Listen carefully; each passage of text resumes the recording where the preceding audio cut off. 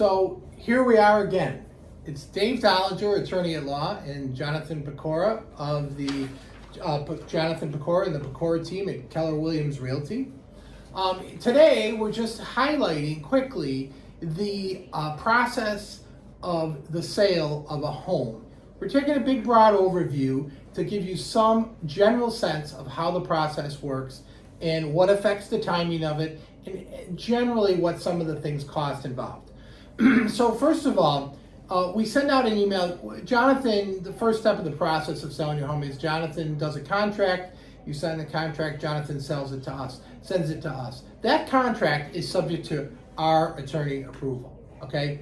So we immediately want to communicate with you the general terms of the contract so that we both understand what the contract is about. We would generally send out an email to you that requests what your preferred method of communicating is. We can have you come into the office, we can do video relay calls, and we can do emails, of course, okay? Regardless, just like every other client, we are with you every step of the way. We're here to make you feel comfortable with the transaction, okay? Now, in this case, you're selling your home. So Jonathan sends us the contract. We communicate with you by email regarding the closing date, the sale price, whether the contract is contingent to an inspection, for instance, all these things that can affect it. All the contingencies, we will go through those with you, either in person or by email, okay?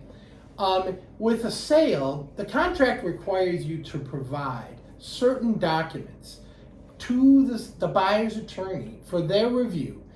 The general purpose of the documents that we provide them are to permit them to review our status of title so that they know we own the property and there's no claims against it, okay? Those are two documents we need to get. The first one is the abstract. The abstract is a chronological history of the property.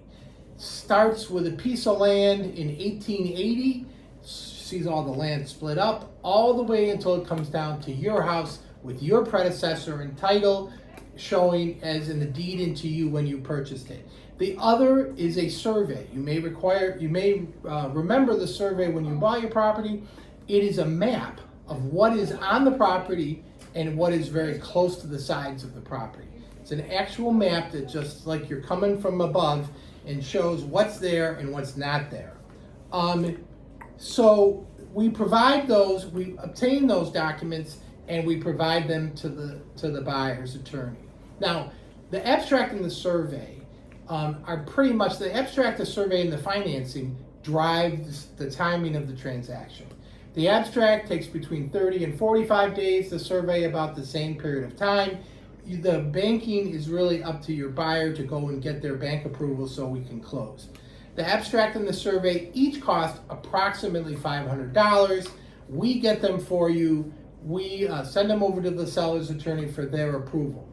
At that point, after they've approved the survey and the abstract, they provide us a title report evidencing their objections to the title, whether you have a mortgage or not. We take care of getting a mortgage payoff and doing all those things. And then you come in and you sign a deed at our office, okay? You do not need to attend your sale closing. You can execute a deed here at our office. When you come in to sign the deed, you give us a key and also a deposit slip to your account. What we do is we go to the closing for you, we give the seller the key, and we get the proceeds of the sale. We pay all the expenses and we put your proceeds, the amount of money that you're due after the expenses, into your account. That's what we do. We pretty much, on a sale, we do pretty much everything for you. You don't have a lot to do. With luck, we barely speak to you. We're just working behind the scenes all the time. And there you go, that's a sale.